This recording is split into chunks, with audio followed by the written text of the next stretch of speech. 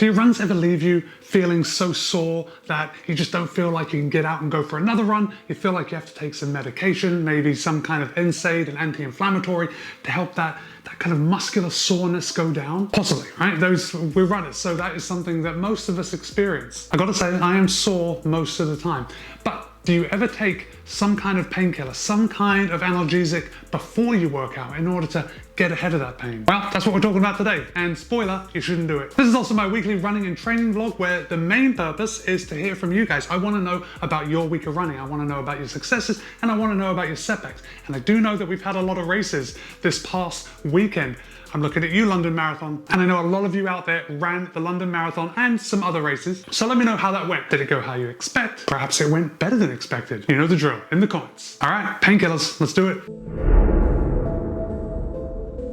So I came across an article in Men's Health. It was titled, "Why You Should Never Take Painkillers Before Working Out." And seeing this article now got me thinking way back in the beginning of my running career. Actually, it was back before my running career when I was doing triathlons. Of course, I was a much younger man back then. Didn't make as many good choices as I do now. And I remember thinking, oh, all right, I know I'm going to be sore. Perhaps if I take some kind of anti-inflammatory medication before I work out, perhaps I'm going to be ahead of the game. Maybe it's going to make me perform better later in the race. So I know I'm going to be thrashing myself on the swim, thrashing myself on the bike, and then I've got to run.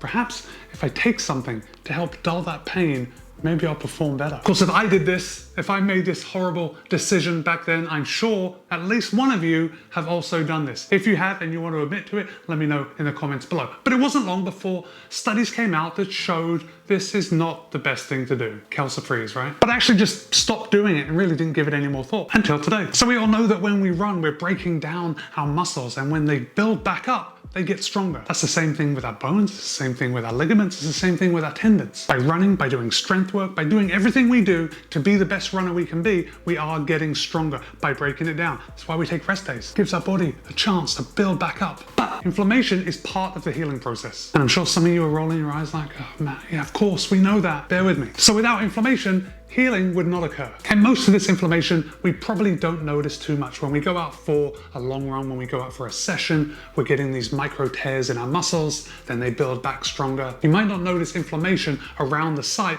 but you are feeling it. That's where that dull pain comes in, that kind of achiness. So when we injure our soft tissue, a couple of pro-inflammatory things start to happen. First of all, vasoconstriction occurs, and that is to prevent hemorrhage. At that time, all the platelets start to aggregate. These platelets line the size of the damaged capillaries. And you know what they're doing?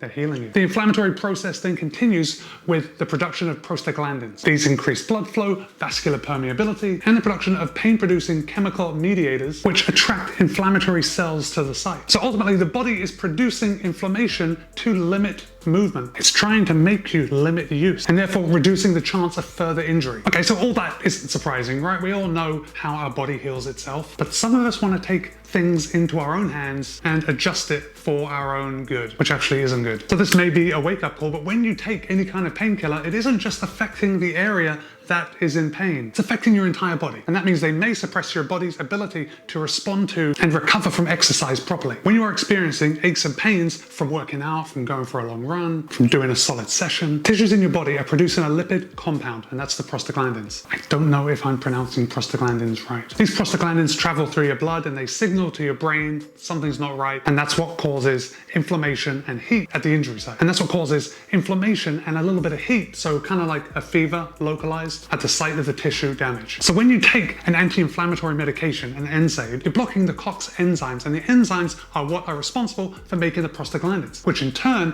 means that your body is not going to become inflamed. It's going to prevent the temperature from rising around that injury site. But here's the thing, those COX enzymes also play a critical role in your stomach and the lining of your intestines. So when you're blocking those COX enzymes, by taking the NSAIDs, you're actually putting your stomach at risk. And this isn't just me saying it, this is backed by science. A 2012 study showed that ibuprofen can aggravate exercise-induced injury in the small intestine and can cause gut barrier dysfunction in otherwise healthy athletes. Gut barrier dysfunction doesn't sound very pleasant. Okay, but these are things that we can probably look over, right? Because it's not affecting our performance. So let's talk about performance. Researchers actually tested ibuprofen on athletes and their performance. So researchers brought 20 healthy distance runners into a lab 48 hours before and 48 hours after an exercise that caused muscle soreness in their legs. So during the time of maximal soreness, half of the subjects were given 1.2 grams of ibuprofen. The other half were given a placebo pill. And guess what? It was found, scientifically found, that ibuprofen does not reduce the amount of muscle pain when it comes to performance. Now what I mean is the athletes that took the ibuprofen did not perform any better than the athletes that took the placebo pill. The ibuprofen did not help alleviate the negative effects associated with muscle soreness, like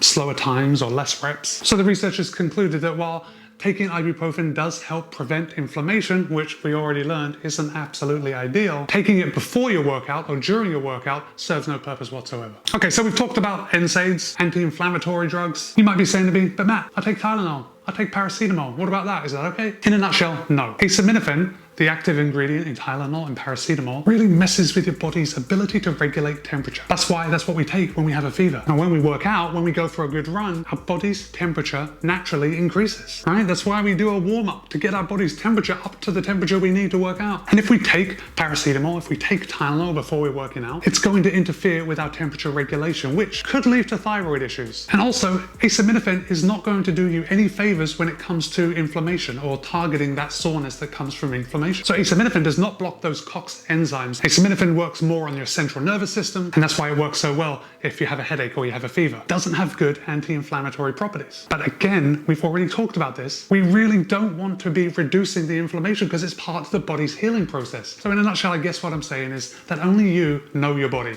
If you feel like you have to take something to bring that pain down, by all means, go right ahead, maybe consult the doctor first. But if you're just suffering from aches and pains because you're going out and you're running, you're nailing these workouts, your body's doing exactly what it's supposed to do. If you're that sore, maybe consider taking a day off. Let your body heal on its own in the right way. Well guys, I actually had a pretty good training week and I am pretty sore and tired because of it. It started off on Monday and you know, usually I do a nice easy run on Monday. Not this Monday.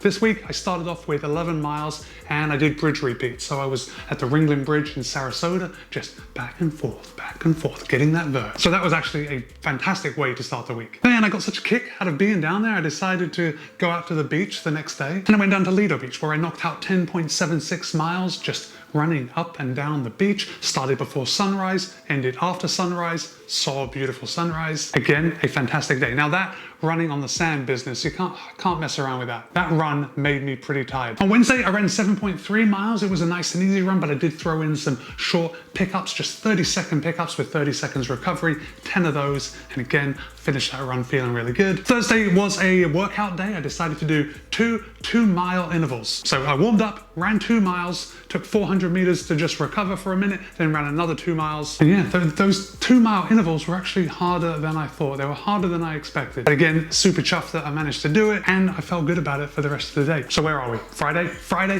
I went to Celery Field. Celery Field is like a man-made hill, and they've got trails running kind of all over it. Now, it's not big, but it does give me a chance to get some trail vert. So I had a great time with that. Now, I was there for 10 miles. I ran 10 miles around that hill, up and down, and I was a bit nervous at running on the trails at least before sunrise because of my ankle. I really did not want to twist my ankle again. And I didn't. It turned out all right. Saturday was the longest run I've done in a while and managed to knock out 15 miles. And I gotta say, I was feeling that run. Even in the first couple miles, I was feeling fatigued from the week leading up to this run. So when I got to the end, I was very happy that I was actually able to knock out those 15 miles. Of course, it also helped that I did one big loop, so I didn't give myself a chance to kind of pull off and cut home early, which could be one of the secrets of running. And then I wrapped up the week nice and easy after a pretty heavy week relatively compared to my weeks of coming back from injury.